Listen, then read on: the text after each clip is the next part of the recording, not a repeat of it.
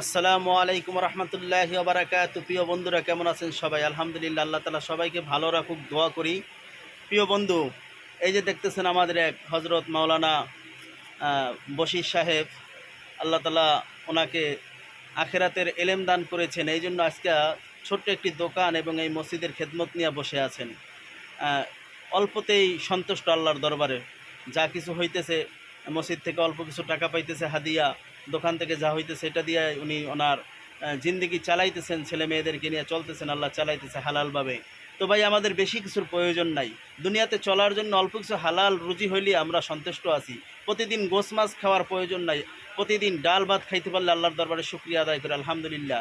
তবে বন্ধু, 3 বেলা না খেয়ে থাকবো, 1 বেলা খাবো, তারপরে কখনো হারামের দিকে যাব না। কারণ হারাম খুবই একটা মারাত্মক জিনিস।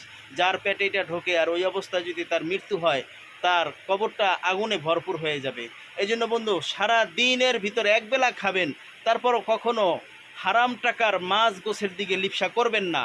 কারণ এই হারাম টাকার মাছ গোস্ত খেয়ে আমার আপনার শরীর যে রক্ত হবে, এই রক্ত জাহান্নামের আগুনে প্রবাহিত হবে, জাহান্নামের আগুনে জ্বলবে।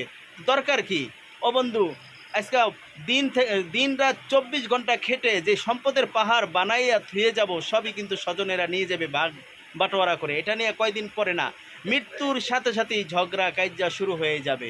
তো দরকার কি এত পেরেশানি করার? সকাল থেকে সন্ধ্যা পর্যন্ত পেরেশানি করিয়া যারা আলিশান আলিশান বাড়ি করেছে উত্তরা গুলশান বনানীতে, আজকে তাকায় দেখেন আজিমপুর গোরস্থানের ভিতরে তাদের নামের সামনে শুধু একটা সাইনবোর্ডই আছে, আর কিছুই নেই। এই বৃষ্টির দিনে তাদের কবরে বেয়ে বেয়ে পানি পড়ে কবরটা ভরে যাইতে আছে। কোনো ছেলেমেয়েরা একদিনও খোঁজ খবর নিচ্ছেন না তারা কি অবস্থাতে আছে। ও বন্ধু, আপনি টাকা পয়সা কামাই করবেন, হালাল হারাম তমিজ করবেন না। ছেলেকে ডাক্তার, ইঞ্জিনিয়ার, লয়ার, ব্যারিস্টার বানাইলেন, কিন্তু আপনার